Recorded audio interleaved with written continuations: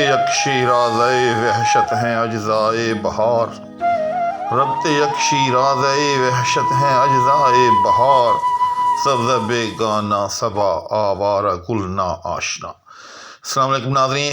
تو غزل جو کہ میں نے شروع کی ہوئی آج کل رشک کہتا ہے کہ اس کا غیر سے اخلاص ہے، اس غزل کا شعر نمبر 6 لے کر یعنی چھٹا شعر لے کر آپ کی خدمت میں حاضر ہوں اور بلا تاخیر اس کی تفہیم اور اس کی توضیح کی طرف بڑھتا ہوں۔ چنانچہ سب سے پہلے اس میں موجود مشکل الفاظ کے معانی پر ایک نظر ڈال لیتے ہیں۔ ربط، کسی بھی چیز کا جو ربط ہوتا ہے، کسی کے ساتھ دو چیزوں کے درمیان جو رابطہ ہوتا ہے، ربط یک شیرازۂ وحشت، یک ایک کو کہتے ہیں، شیرازہ یاد رکھیے گا اس ڈوری کو یا اس تاغے کو کہتے ہیں جو آپ نے دیکھا ہوگا کہ کسی بھی کتاب کی جب جلد کرتے ہیں تو اس میں سے گزارا جاتا ہے، یا آج اگر آپ نے دیکھا ہوگا کہ مختلف فائلز جو ہوتی ہیں یا دفاتر میں جو فائلز ہوتی ہیں تو ان فائلز کے اوپر جو ایک ٹیگ ہوتا ہے، یعنی جس میں وہ تمام فائل میں موجود اوراق پروئے ہوئے ہوتے ہیں، حتیٰ کہ اس ٹیگ کی وجہ سے وہ سب کے سب اوراق جو ہیں وہ محفوظ رہتے ہیں، تو اس کو جو ہے شیرازہ کہتے ہیں۔ یعنی فائل اگر ہو تو ٹیگ، اور اگر کتاب ہو تو کتاب جس ڈوری کے ساتھ سلی ہوئی ہوتی ہے، تو اس کے نتیجے میں پھر یہ ہوتا ہے کہ وہ تمام تر اوراق یا اس کتاب کے اجزاء، آپ ان اوراق کو اجزاء بھی کہہ سکتے ہیں، تو وہ اس ڈوری کی وجہ سے آپس میں مربوط رہتے ہیں، اکٹھے رہتے ہیں۔ اگر وہ ڈوری ٹوٹ جائے تو سب کے سب وہ اجزاء جو ہیں یا وہ اوراق جو ہیں وہ بکھر جائیں گے۔ اس کے بعد وحشت وحشت اور اجزائے بہار بہار کے اجزاء۔ اس کے بعد دوسرا مصرع ہے سبز بیگانہ صبا آوارہ گل نا آشنا۔ تو اس میں یوں سمجھیں کہ شعراء کی ایک روایت ہے، بعض مضامین یا بعض تشبیہات ایسی ہوتی ہیں کہ وہ یوں سمجھ لیں کہ پورے ادب میں آفاقی حیثیت رکھتی ہیں۔ تو ہمارا جو ہند و پاک کا ادب ہے، اس میں بھی اسی طرح سے یہ تین چیزیں جو نچلے مصرے میں ہیں یعنی دوسرے مصرے میں ہیں، یہ ایک طرح سے گویا کہ یوں سمجھیں کہ مسلمہ ہے۔ وہ کیسے کہ شعراء اکثر و بیشتر جو ہیں وہ سبزہ کو بیگانہ مانتے ہیں، صبا کو جو ہے وہ آوارہ مانتے ہیں، اور گل کو جو ہے وہ ناآشنا مانتے ہیں۔ چنانچہ شعراء کی یہ جو روایت ہے یا جو روش ہے، غالب نے اسی سے جو ہے ایک بڑا ہی اچھوتا اور ایک انوکھا جو ہے وہ مضمون پیدا کیا ہے۔ لیکن میں چاہوں گا کہ غالب کے اس اچھوتے مضمون کی توضیح سے پہلے ہم ان تینوں میں یہ جو بیگانگی، آوارگی اور ناآشنائی کا پہلو ہے، اس کی تھوڑی سی جو ہے وضاحت کر لیں۔ سبزہ کو بیگانہ کیوں باندھا جاتا ہے؟ سبزہ کو بیگانہ اس لیے باندھا جاتا ہے کہ یہ آپ کو ہر جگہ جو ہے موجود دکھائی دیتا ہے، کیونکہ بیگانہ جو ہوتا ہے وہ اپنا کی ضد ہوتی ہے۔ تو آپ دنیا میں کہیں بھی چلے جائیں، آپ کو جو ہے وہ سبزہ نظر آئے گا۔ گھر میں بھی آپ کو بسا اوقات سبزہ نظر آتا ہے، مختلف در و دیوار پر اگا ہوا۔ باہر تو اگر آپ نکلے تو آپ کو چاروں طرف جو ہے وہ سبزہ ہی سبزہ نظر آئے گا۔ یعنی یہ کسی ایک کا بن کر نہیں رہتا، یہ ہمیشہ آپ کو ہر جگہ نظر آئے گا۔ یہ ہر جائی ہے، اس میں بیگانگی ہے۔ ہر جائی کا مطلب جو ہر جگہ ہو۔ تو سبزہ میں ہر جائی کا جو ہے ایک پہلو ہے کہ آپ کو یہ دنیا میں کہیں بھی چلے جائیں آپ کو یہ نظر آ جاتا ہے، تو کسی ایک کا نہیں ہوتا۔ اسی طرح سے صبا کو جو ہے وہ شعراء آوارہ مانتے ہیں، وہ اس لیے کہ یہ بھی آپ کو یعنی جو چمن میں موجود ہوا جب چلتی ہے تو وہاں سے آپ کو نکلتی ہوئی اور گلی کوچوں میں دائیں بائیں بکھرتی ہوئی اور چمن کی خوشبو کو شہر بھر میں، محلے میں، گلی کوچوں میں پھیلاتی ہوئی نظر آئے گی۔ یعنی اس میں بھی ایک طرح سے آوارگی کا عنصر ہے۔ گل نا آشنا، گل نا آشنا یعنی اس میں نا آشنائی کا پہلو۔ وہ کیسے کہ یہ پہچانتا نہیں ہے، کیونکہ گل اور بلبل، پھول اور بلبل، ان کا جو آپس میں ایک تعلق ہے یہ بڑا آفاقی تعلق ہے۔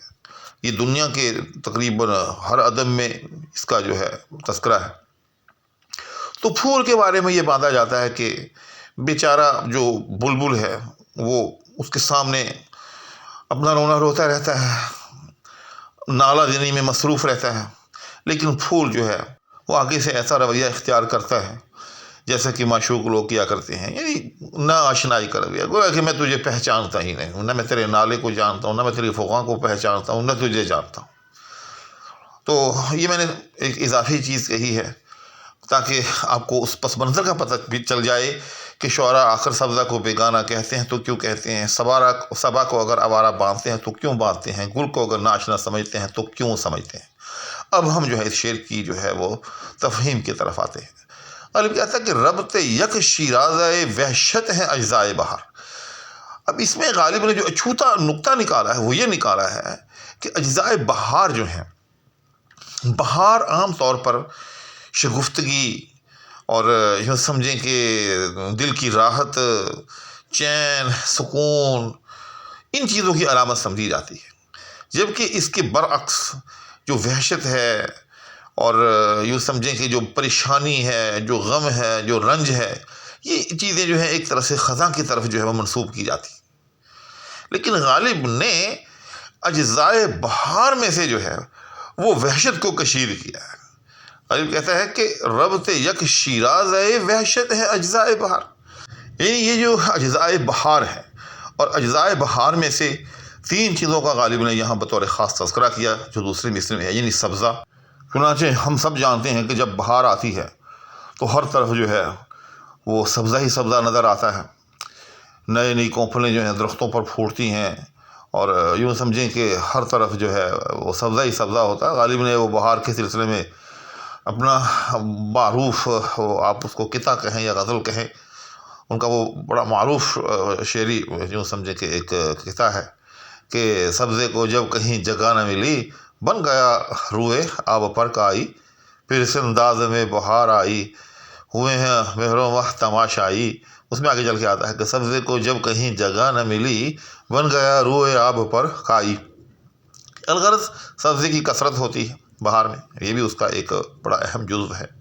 اسی طرح سے صبا، کیونکہ جب پھول کھلتے ہیں اور پھولوں کی ہوا جو ہے وہ چمن میں پھیلتی ہے، اور چمن میں موجود جو ہوا ہے وہ اس سے معطر ہو جاتی ہے، اور بطور خاص صبح کے وقت، صبا صبح کہتے ہیں، تو صبح کے وقت وہ ہوا جو ہے بہت پیاری لگتی ہے، تاکہ لوگ جو ہیں بہار کے موسم میں صبح کے وقت باغ کی سیر کو جانا اچھا عمل سمجھتے ہیں۔ اس کے بعد تیسری چیز گل، تو ظاہر ہے بہار کا اور پھول کا چولی دامن کا ساتھ ہے۔ بہار کا تو مطلب ہی لیا جاتا ہے کہ اب بہار آئی ہے لہذا ہر طرف پھول کھلیں گے۔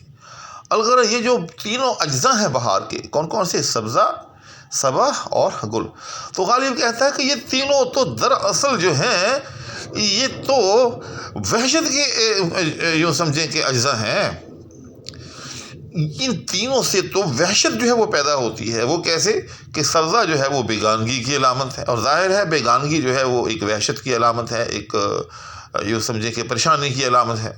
اسی طرح سے صبا کو جو ہے وہ شعراء آوارہ باندھتے ہیں، اور آپ جانتے ہی ہیں کہ جب کسی انسان کو وحشت کا دورہ پڑتا ہے تو وہ کیا کرتا ہے؟ وہ مجنوں کی طرح جنگل کو نکلتا ہے، آوارگی اختیار کرتا ہے۔